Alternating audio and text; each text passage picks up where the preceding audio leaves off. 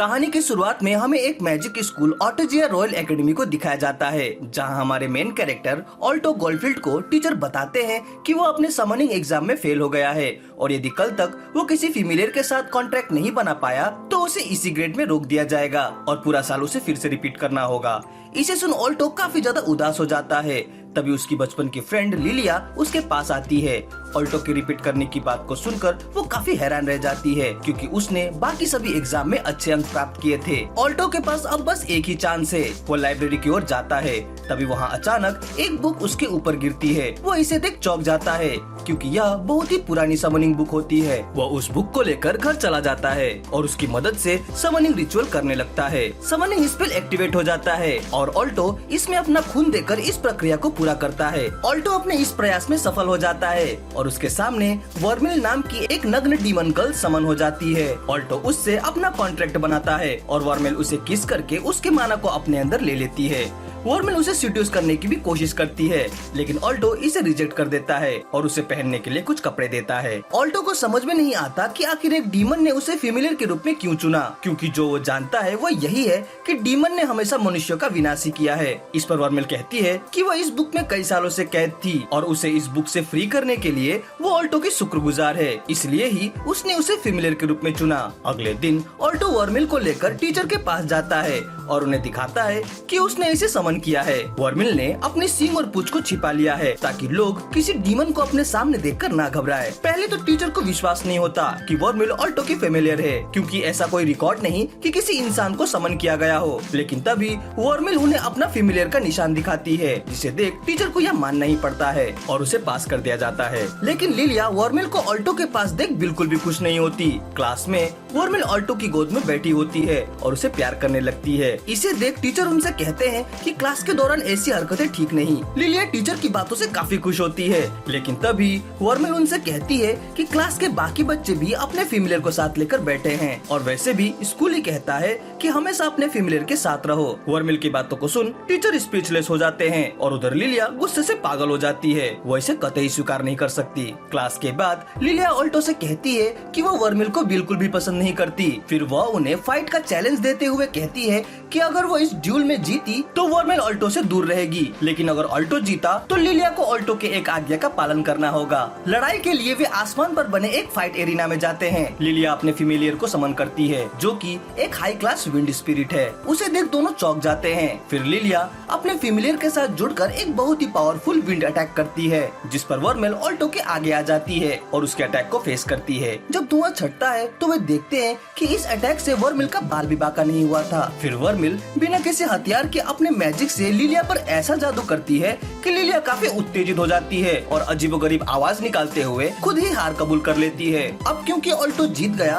वो लिलिया को आज्ञा देता है कि वो वर्मिल से दोस्ती कर ले। बाद में वर्मिल ऑल्टो को बताती है कि लिलिया तुम्हें प्यार करती है, लेकिन ऑल्टो को उसकी बातों पर विश्वास नहीं होता। वो बस लिलिया को एक अच्छा दोस्त मानता है। फिर वर्मिल ऑल्टो से कुछ माना लेने के लिए उसे किस करती है और उसे बताती है कि अगर उसने ऐसा नहीं किया तो वो अपने आप ही गायब हो जाएगी। फिर वह उसे फिर से सीड्यूस करने की कोशिश करती है, या कहते हुए कि माना लेने के और भी कई तरीके हैं, पर ऑल्टो तुरंत ही उसे रोक देता है और कहता है कि किस वाला तरीका ही बेहतर है। अगले दिन स्कूल जाते हुए हर कोई उन्हें देख रहा होता है। इसे देख ऑल्टो वर्मिल से अपने हरकतों पर थोड़ा कंट्रोल रखने को कहता है। उसी समय एक ड्रैगन भगदड़ मचाते हुए उनके पास आने लगता है, लेकिन वर्मिल अपने अंगुली के एक ही झटके से उसे दूर फेंक देती है। इसे देख सारे बच्चे हक्के बक्के रह जाते हैं। ऑल्टो को पता है कि हर कोई वर्मिल को छुपके घूरता रहता है, इसलिए वह वर्मिल को दूसरों का ध्यान खींचने के लिए डांटता रहता है। हेडमास्टर बच्चों को उनके सेकंड ईयर में आने पर स्वागत करते हैं और ऑल्टो उनकी विभिन्न कक्षाओं में भी भाग लेता है, लेकिन लिलिया को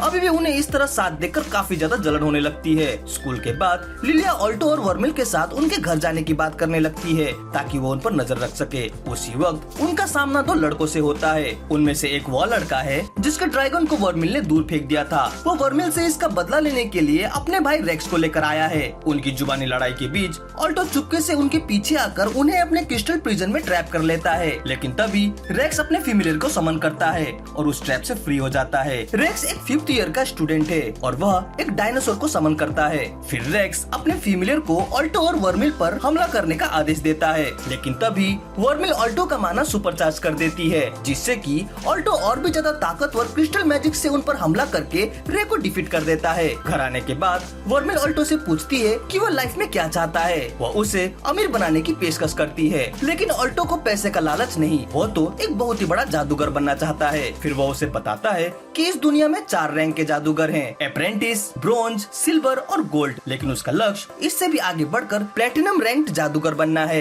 इसे सुन वर्मिल उसे उसके ड्रीम को अचीव करने में पूरा साथ देने का वादा करती है। अगले दिन वे अपने दोस्त मार्क और चेरिल से मिलते हैं। मार्क एक अमीर परिवार से है और वह यह जानकर काफी खुश है कि ऑल्टो ने एक 5th ईयर के स्टूडेंट को हरा दिया।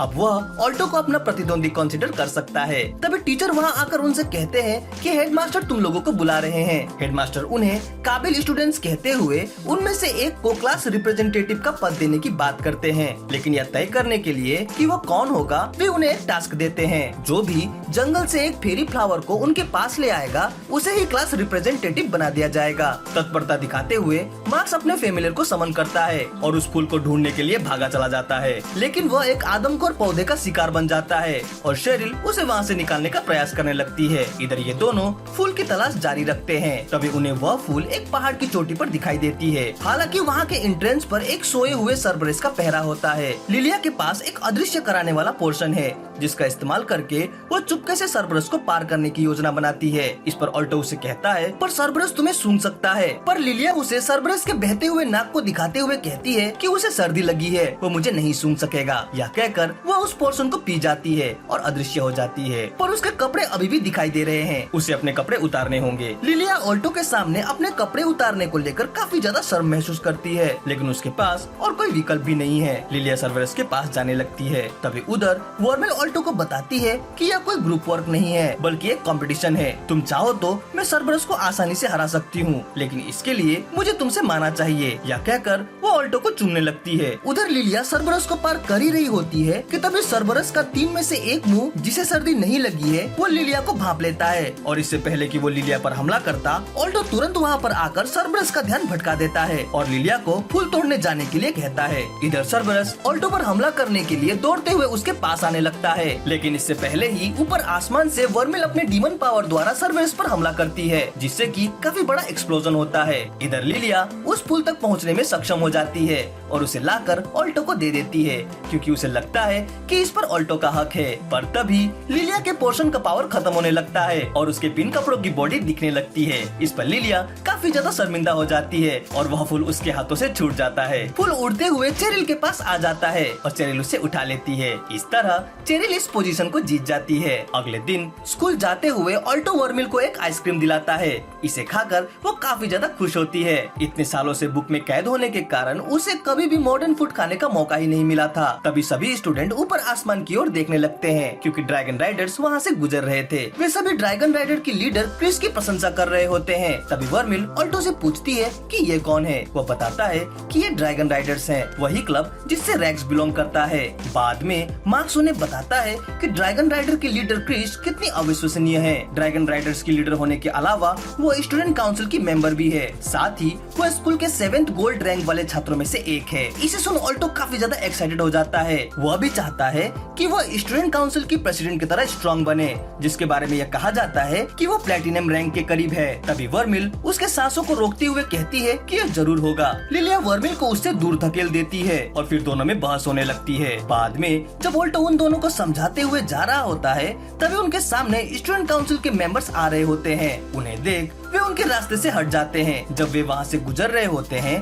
तभी क्रिस की नजर वर्मिल पर जाती है। वह सोचती है कि ये कौन है। जब क्रिस को यह पता चलता है कि रेक्स ऑल्टो से लड़ाई में हार गया, तो वह गुस्से से उसकी पिटाई कर देती है और उसे ड्रैगन राइडर्स के ग्रुप से निकाल देती है। वैसे भी उसके पास कोई ड्रैगन नहीं है, बल्कि डायनासोर है। इधर जब ऑल्टो को यह बात पता चलती है, तो वह रेक्स से मिलने इन्फर्मेरी में आता है। उसे देख रेक्स का भाई काफी ज्यादा गुस्सा हो जाता है और इस सब का दोषी ऑल्टो को ठहराते हुए कहता है कि तुम्हारी वजह से ही रेक्स को ड्रैगन राइडर के ग्रुप से निकाल दिया गया। रेक्स उसे चुप कराता है, लेकिन ऑल्टो को यह पता चल जाता है कि इस सब के पीछे क्रिस है। फिर ऑल्टो वर्मिल को लेकर बैटल एरिना में जाने लगता है, जहाँ क्रिस पहले से ही उसका इंतजार कर रही थी। लड़ाई से पहले ही क्रिस उन्हें पीछे हटने का एक मौका देती है, लेकिन वे लड़ने को तैयार हैं। फिर क्रिस अपने फेमिलियर ड्रैगन को समन करती है। ऑल्टो भी वर्मिल को बुलाता है, जो कि उसे किस करके उसके माना को सुपरचार्ज कर देती है। पर लिलिया को सच में यह सब काफी दुख पहुंचाता है। इधर फाइट शुरू होती है। ऑल्टो अपने क्रिस्टल से क्रिस पर हमला करने लगता है, पर क्रिस बड़े ही आसानी से उसके सभी अटैक को रोक देती है। फिर क्रिस अपने फायर मैजिक से उन पर हमला करती है, जिसे कि वर्मिल आगे आकर ब्लॉक करती है। भले ही वर्मिल ने उस अटैक को रोक लिया, लेकिन इससे वो थोड़ी बहुत चोटिल तो हो ही जाती है। फिर क्रिस उन पर लगातार आग के गोले दागने लगती है, जिससे कि वर्मिल पहले की तरह ही ब्लॉक करने लगती है और चोटिल होकर जमीन पर बैठ जाती है। ऑल्टो अपने क्रिस्टल से उस पर काउंटर अटैक करने लगता है, लेकिन क्रिस उन्हें चकनाचूर कर देती है। इसी तरह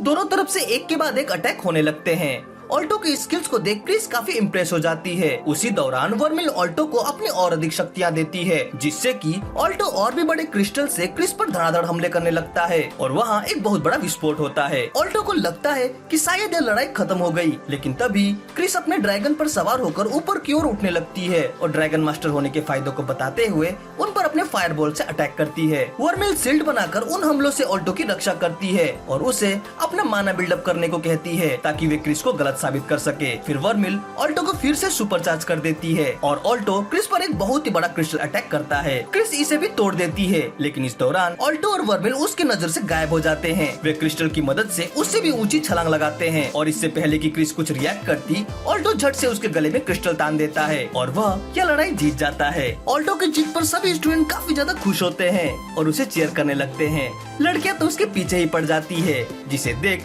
लिलिया और भी ज्यादा गुस्सा होने लगती है। तभी प्रोफेसर ऑब्सिडियन ऑल्टो के पास आते हैं और उसे कहते हैं कि उसे फाइटिंग को इतने हल्के में नहीं लेना चाहिए। फिर वह ऑल्टो की जीत पर उसे बधाई देते हैं और वहाँ से चले जाते हैं। फिर लिलिया वहाँ पर आती है और ऑल्टो पर अपना गुस्सा निकालने लगती है। बाद में जब रेक्स की मुलाकात क्रिस से होती है, तो वह क्रिस को काम करते हुए देख चौंक जाता है। फिर क्रिस रेक्स से उसका अपमान करने के लिए उससे माफी मांगती है। रेक्स इसे सुनकर हैरान हो जाता है, क्योंकि क्रिस बिल्कुल ही बदल चुकी थी। फिर रेक्स उसके हाथों से झाड़ू छीनकर खुद ही सफाई करने लगता है और दोनों के बीच फिर से दोस्ती हो जाती है। उस रात वर्मिल फिर से ऑल्टो को सीड्यूस करने की कोशिश करती है। इस पर ऑल्टो उसे कहता है कि हमें उसी को किस करना चाहिए जिससे हमको प्यार हो। वर्मिल कहती है कि मैं तुमसे प्यार करती हूँ। यह सुन ऑल्टो चौंक जाता है। अगले दिन ऑल्टो काफी घबराया सा होता है, जबकि वर्मिल काफी ज्यादा तरोताजा दिखाई देती है। ऑल्टो वर्मिल के प्यार करने की बातों को सोचता है। इसे सोच वो काफी ज्यादा लाल हो जाता है। फिर वो प्रोफेसर ऑब्सिडियन के पास जाता है और उनसे पूछता है कि क्या डीमन इंसानों से प्यार कर सकते हैं। इस पर ऑब्सिडियन कहते हैं कि डीमन केवल इंसानी माना को प्यार करते हैं। डिनर के दौरान ऑल्टो वर्मिल से पूछता है कि क्या तुम मुझे केवल मेरे माना के लिए प्यार करती हो। इस पर वर्मिल उसे कंफर्ट करती है और बिना माना ट्रेन किए हुए ही उसे किस करती है और यह प्रूव करके दिखाती है कि वो केवल उसके माना के लिए उससे प्यार नहीं करती, वो सच में उसे प्यार करती है। फिर वर्मिल ऑल्टो को भी उसे किस करने के लिए कहती है, लेकिन वह खुद को ऐसा करने के लिए तैयार नहीं कर पाता। अगले दिन ऑल्टो और वर्मिल दोनों ही काफी हैप्पी दिखाई देते हैं, जो कि लिलिया को बिल्कुल भी नहीं पचती। फिर ऑल्टो प्रोफेसर के पास जाता है और कल के उसके बचकाने सवाल के लिए उनसे माफी मांगता है, पर प्रोफेसर यह देखकर खुश थे कि ऑल्टो पहले से बेहतर महसूस कर रहा है। बाद में हमें प्रोफेसर ऑब्सिडियन को एक गर्ल स्टूडेंट के साथ दिखाया जाता है। वो उन्हें कहती है कि वो उनसे प्यार करती है। इस पर प्रोफेसर उसे गले से लगाते हैं, पर हमें उनके हाथ में एक सिरिंज दिखाया जाता है। कुछ तो गड़बड़ जरूर है। बाद में उस लड़की को अपने कमरे में जमे हुए पाया जाता है। जब लोगों को इसकी खबर लगी तो उन्होंने उसे बचा तो लिया, पर वह कोमा में चली गई थी। स्टूडेंट काउंसिल ने इस हमले की जांच शुरू कर दी। काउंसिल के 2 मेंबर्स की बातों से यह पता चलता है कि किसी स्टूडेंट के कोमा में जाने की यह तीसरी घटना है। इधर ऑल्टो वर्मिल की ऊंचाई नाप रहा होता है, क्योंकि क्लास में उन्हें अपने फेमिलियर के बारे में एक रिपोर्ट तैयार करने का काम सौंपा गया था। ऑल्टो को सब कुछ नापने में आसानी हो, इसके लिए वर्मिल अपने पूरे कपड़े उतार देती है। लिलिया को ऐसा कुछ होने का डर तो था, इसलिए वह ऑल्टो का स्पाई करने लगती है। जब उसे वर्मिल के कपड़े उतारने वाली बात का पता चलता है तो वह इससे काफी ज्यादा गुस्सा हो जाती है, पर लिलिया बात को आगे बढ़ने नहीं देना चाहती, इसलिए वह गायब होने वाला पोर्शन पीकर उनके कमरे में ही चली जाती है। तभी बुक निकालने के उद्देश्य से ऑल्टो अनजाने में उसके बिल्कुल सामने चला जाता है। लिलिया काफी घबरा जाती है। फिर वह सही किताब की तलाश करते हुए एक बुक को पकड़ लेता है, लेकिन इस दौरान उससे लिलिया की थोड़ी बॉडी टच हो जाती है, जिससे लिलिया शर्म से पानी पानी हो जाती है। ऑल्टो अपनी रिपोर्ट पूरी कर लेता है। यहाँ उसने वर्मिल को पसंद आने वाली चीजों की सूची बनाई है, लेकिन तभी वर्मिल उस सूची में ऑल्टो का भी नाम ऐड कर देती है। इसी समय उधर क्रिस और उसके ड्रैगन को किसी के द्वारा बुरी तरह से मार खाते हुए दिखाया जाता है।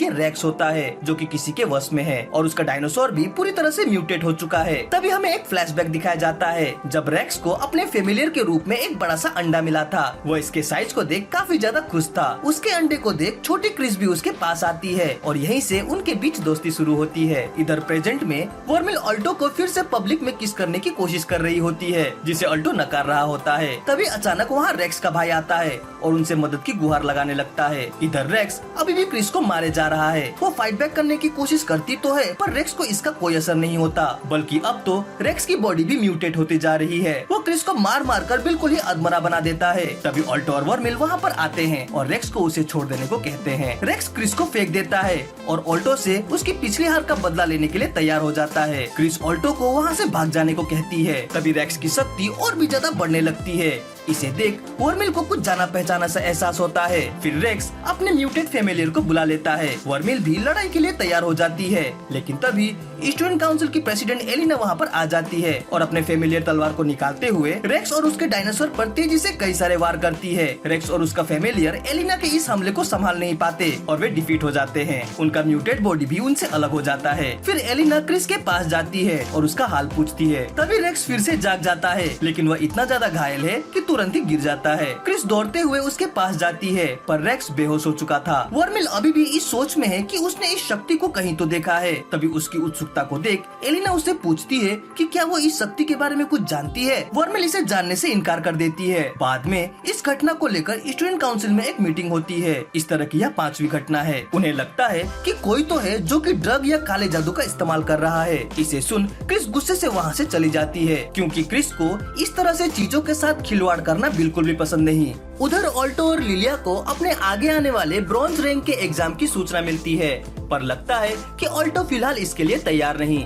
इस पर लिलिया उसे याद दिलाती है कि यह एग्जाम कितना ज्यादा इम्पोर्टेंट है। तभी वर्मिल ऑल्टो से कहती है कि वो थोड़ी थकी हुई है, वह रूम में जाकर थोड़ा आराम करेगी, तब तक वो पढ़ाई कर ले।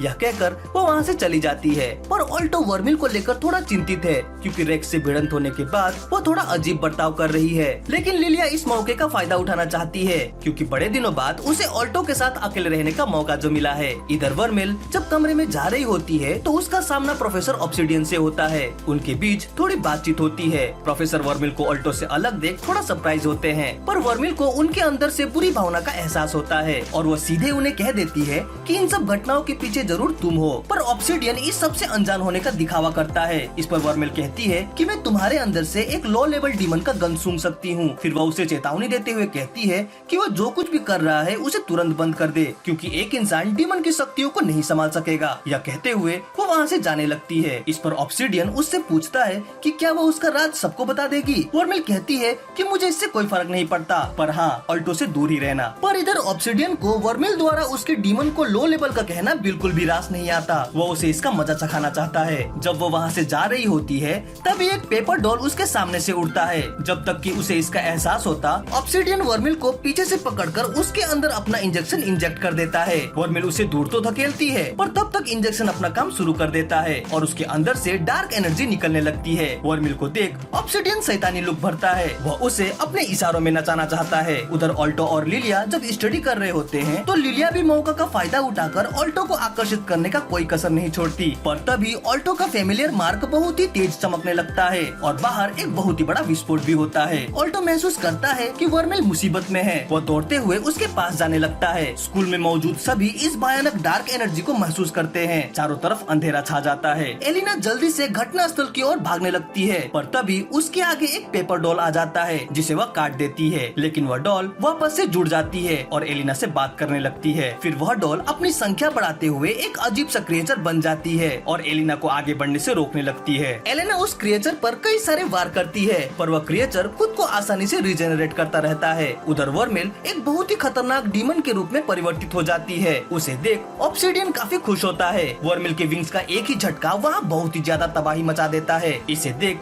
ऑब्सिडियन घबरा जाता है और उसे अपने कंट्रोल में रखने के लिए वह अपने मैजिक से एक चेन क्रिएट करता है और उससे वर्मिल के गले को बांध देता है। जब ऑल्टो और लिलिया वहाँ पहुँचते हैं तो ऑब्सिडियन उन्हें उनके वर्मिल को दिखाता है जो कि अभी उसके कंट्रोल में है। ऑल्टो यह देख काफी ज्यादा घबरा जाता है। तभी ऑब्सिडियन खुशी से अपना राज खोलते हुए बताता है कि स्कूल की सारी घटनाओं के पीछे उसका ही हाथ है। वह अपने डीमन एसेंस को लोगों पर इंजेक्ट करता है ताकि वो राक्षसों में बदल सके। ऑल्टो और लिलिया प्रोफेसर के मुंह से यह सब सुन काफी ज्यादा चौंक जाते हैं पर ऑल्टो वर्मिल को इस हालत में नहीं देख सकता। वो उसे खोना नहीं चाहता। वो काफी ज्यादा गुस्सा हो जाता है जिससे कि उसके अंदर से एक बहुत ही पावरफुल एनर्जी निकलने लगती है जो कि सीधे जाकर वर्मिल के पास पहुंचती है और उसे चार्ज अप कर देती है। फिर वर्मिल ऑब्सिडियन के चेन को तोड़ देती है और सीधे उस पर हमला करने के लिए उसके तरफ झपटती है। इस पर ऑल्टो उनके बीच आ जाता है और वर्मिल के हमले का शिकार बन जाता है। ऑल्टो के शरीर से काफी ज्यादा खून बहने लगता है। इसी बीच हमें एक दृश्य दिखाया जाता है जहाँ वर्मिल बुक के अंदर सील होकर बैठी हुई है और वह अंधेरे और खालीपन में बिल्कुल ही अकेली है। पर तभी उसके सामने एक दरवाजा खुलता है और दरवाजे के पार ऑल्टो अपना हाथ फैलाए हुए उसे बुला रहा होता है। इधर वर्तमान में ऑल्टो घायल होकर जमीन पर गिर जाता है। ऑल्टो को इस हालत में देख वर्मिल अपने और भी ज्यादा खतरनाक वाले रूप में परिवर्तित हो जाती है। फिर वह ऑब्सिडियन को खत्म करने के लिए आगे बढ़ती ही है कि तभी ऑल्टो उसे रोक देता है और उसे शांत कराता है। वर्मिल रोने लगती है और धीरे धीरे अपने नॉर्मल रूप में आ जाती है। ऑल्टो का शरीर ढह जाता है। इसे देख लिलिया काफी डर जाती है पर तभी वर्मिल ऑल्टो को किस करती है और उसके जख्म पर अपना हाथ रखकर उसे हील करने लगती है। पर इधर ऑब्सिडियन अपने इस हार से काफी ज्यादा गुस्सा हो जाता है और अपने इंजेक्शन से खुद को ही इंजेक्ट करते हुए एक भयानक राक्षस में बदल जाता है और गुर्राते हुए कहता है कि ये मेरा अल्टीमेट क्रिएशन है। सैकड़ों लो लेवल डीमंस को फीड करने के बाद आखिरकार मुझे यह शक्ति मिली है। वो वर्मिल को मार डालेगा और उसकी शक्तियों को खींच लेगा। यह कहकर वो हंसने लगता है और वर्मिल पर अटैक कर देता है। वर्मिल भी उस पर एक जोरदार पंच मारती है जिससे कि प्रोफेसर का आधा शरीर ही गायब हो जाता है। वर्मिल की इतनी भयंकर शक्ति को देख वो काफी ज्यादा शॉक्ड हो जाता है और अपने शरीर को वहीं छोड़कर भागने की कोशिश करता है लेकिन सामने ही क्रिस और उसका ड्रैगन ब्लास्ट करते हुए उसका स्वागत करते हैं। प्रोफेसर काफी डर जाता है। तभी वर्मिल उसके पीछे आ जाती है और जोरदार मुक्के के साथ उसे वापस जमीन पर पछाड़ देती है। इधर ऑल्टो को होश आ जाता है जिसे देख लिलिया रोते हुए उसे गले लगा लेती है। उधर एलेना जिस मॉन्स्टर से लड़ रही थी वो भी एलिना को फिर मिलेंगे कहते हुए वहाँ से चला जाता है। इधर वर्मिल ऑल्टो को उसे मारने के लिए माफी मांगती है लेकिन ऑल्टो को इस पर कोई आपत्ति नहीं क्योंकि उसने उसे ठीक भी तो कर दिया। इस पर वर्मिल उसे उदास होते हुए कहती है कि उसने गलती से उसके हार्ट को डिस्ट्रॉय कर दिया जिसके कारण उसे ठीक करने के लिए उसने उसे एक डीमन हार्ट लगा दिया। अब उन दोनों का जीवन एक साथ जुड़ गया है इसलिए यदि उनमें से एक भी मर जाता है तो दूसरा भी मर जाएगा। इसे सुन ऑल्टो काफी ज्यादा चौंक जाता है। उसे इस बात का दुख है कि उसकी वजह से वर्मिल भी एक दिन मारी जाएगी जबकि वह एक डीमन है। इधर पुलिस ऑब्सिडियन को अरेस्ट कर लेती है और उधर रेक्स के साथ सारे बच्चे भी कोमा से जाग जाते हैं। वह देखता है कि क्रिस उसके बगल में ही बैठी हुई है। शाम को वर्मिल ऑल्टो को किस करती है क्योंकि अब ऑल्टो के दिल को धड़कने के लिए वर्मिल के माना की जरूरत होगी। किस के बाद वर्मिल ऑल्टो से दूरियां बनाने लगती है। ऑल्टो को उसका ऐसा करना बिल्कुल भी अच्छा नहीं लगता। इस पर वह कहती है कि आज जो उसने उसका मॉन्स्टर रूप देखा वही उसका असली रूप है इसलिए ऑल्टो को उसे डरना चाहिए। इस पर ऑल्टो गुस्सा हो जाता है और यह कहते हुए कि उसे इससे कोई फर्क नहीं पड़ता वो उसे किस कर देता है। वर्मिल शॉक्ड हो जाती है और ऑल्टो को दूर धकेल देती है। तभी ऑल्टो उसे बताता है कि वो उससे बिल्कुल भी नहीं डरता और अब से वे हमेशा साथ रहेंगे। यह कहते हुए वो उसके बिल्कुल ही करीब आ जाता है। वर्मिल शर्मा जाती है। वर्मिल को शर्माते देख ऑल्टो खुद भी शर्मिंदा हो जाता है और वहाँ से भाग जाता है। वर्मिल सोचती है कि ऑल्टो ने कहा था कि हमें उसे ही किस करना चाहिए जिसे हम प्यार करते हैं, तो क्या ऑल्टो मुझसे प्यार करता है? इसे सोचते हुए वर्मिल शर्म से लाल हो जाती है। वीडियो अच्छी लगी हो तो इसे लाइक और कमेंट जरूर करें। हमसे जुड़ने के लिए चैनल को सब्सक्राइब करें। तो मिलते हैं अपने अगले वीडियो में। Sign out.